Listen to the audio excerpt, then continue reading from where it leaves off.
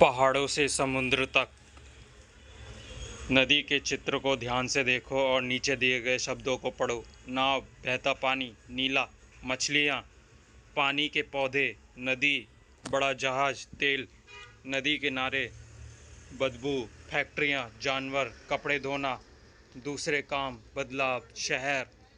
चित्र और शब्दों की मदद से एक कहानी लिखो। अपनी कहानी के लिए कोई नाम भी सोचो। फिर से चित्र को देखो और नीचे दिए गए प्रश्नों के उत्तर लिखो। वहाँ से नदी निकलना शुरू हो रही है, वहाँ पानी का रंग कैसा है? नदी में मछलियाँ कहीं ज़्यादा है, कहीं कम, कहीं कहीं तो मछलियाँ मरी हुई हैं। ऐसा क्यों हुआ होगा? चर्चा करो। गांव में पहुँचने से पहले नदी में क्या क्या दिखाई दे रहा है? नदी के पानी का रंग कहाँ कहाँ बदला? यह क्यों बदला? चर्चा करो। चित्र में दिखाई गई जहाज़ों में से किस जगह रहना पसंद करोगे? क्यों? चित्र में जो हो रहा है उसमें क्या तुम कुछ बदलना चाहोगे? क्या और कैसे? चर्चा करो। क्या तुमने लोगों को विभिन्न चीज़ें नदियाँ, जलाशय में डालते देखा है? नदियों को साफ रखने के लिए क्या क्या किया जा सकता है? अगर तुम्हें पानी पीना हो तो नदी के कौन से हिस्से का पानी पीना चाहोगे? क्यों? चित्र के आखिर में नदी समुद्र में मिल गई। क्या तुमने कभी समुद्र देखा है? कहाँ? फिल्म में या और कहीं? क्या तुम कभी किसी नदी या समुद्र के पास गए हो? कब? अपने हाथ से करके दिखाओ कि समुद्र की लहरें कैसे उठती हैं। क्या समुद्र का पानी पिया जा सकता है? क्यों? क्या पूरे साल में नदी, तालाब और झरनों के पानी में कुछ बदलाव होते हैं? किस तरह के बदलाव होते हैं? चर्चा करो। बरसात के मौसम में जितना पानी तालाब या नदी में होता है उतना ही पानी गर्मी के दिनों में भी रहता है। अपने गांव या शहर के आसपास नदी, झील या तालाब के बारे में जानकारी इकट्ठी करो। क्या उसके पानी में सर्दी, गर्मी या बरसात के महीनों में कुछ बदलाव होते हैं? में किस किस तरह के पानी के जानवर दिख रहे थे? उसके आसपास किस तरह के पेड़ पौधे उगते हैं? वहाँ कौन से तरह के पक्षी आते हैं?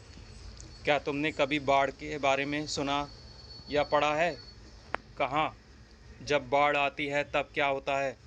क्या तुमने नदी या तालाब में गंदा पानी देखा है? किस जगह? तुम कैसे जानोगी कि पानी गंदा है? अगर पानी देखने से साफ हो तो क्या यह ज़रूरी है कि वह पीने के लिए ठीक होगा? चर्चा करो। पानी गंदा कैसे हो जाता है? तुमने चित्र में देखा जहाँ जहाँ से नदी बहती गई, वहाँ वहाँ किनारे पर बसे हुए गांवों और शहरों के लोगों नदी के पानी का अलग अलग तरह से उपयोग किया, जैसे कपड़े धोना, जानवरों को नहलाना और बर्तन धोना।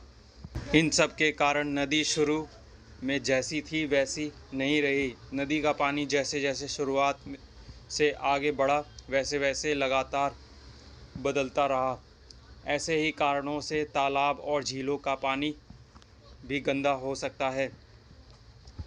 तुम जो पानी पीते हो वह कहाँ से आता है? किसी नदी या तालाब से। क्या उस तालाब या नदी के साथ वही हो सकता है जो हमारे चित्र की नदी के साथ हुआ? करके देखो।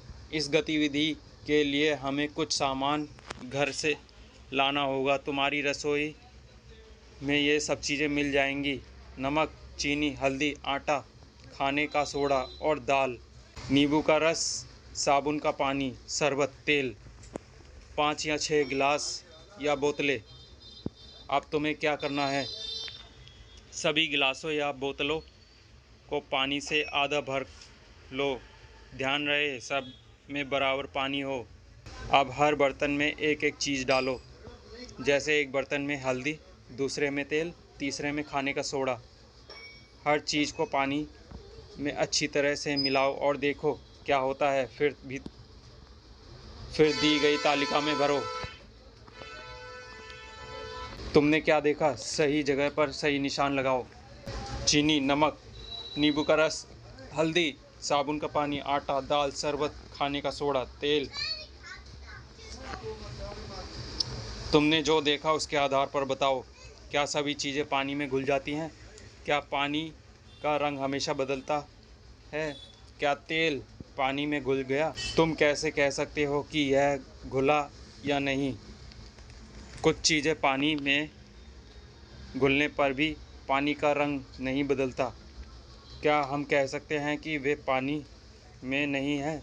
सोचो, अगर कुछ चीज़ें पानी में घुले ही नहीं, जैसे शक्कर, नमक, शरबत, नींबू का रस आदि, तो क्या होगा? सोचो, अगर सब चीज़ें पानी में घुल जाएं, जैसे पत्थर, प्लास्टिक, चौक, कूड़ा, कचरा आदि, तो क्या होगा? बहुत सारी चीज़ें पानी में आसानी से घुल जाती हैं। इनमें से कई चीज़ें हमारे शरीर के लिए हानिकारक हो सकती हैं। इसलिए पीने से पहले पानी को साफ़ करना ज़रूरी है। पानी को साफ़ करने का सबसे अच्छा तरीका है पानी को उबालना। अगर किसी कारण से यह करने में कठिनाई हो तो क्या तुम पानी साफ़ करने का कोई और तरीका सोच सकते हो? तुम्हारे घर में पीने का पानी कैसे साफ़ किया जाता है? पानी को साफ़ करने के लिए अलग अलग तरीक़ों के बारे में पता करो।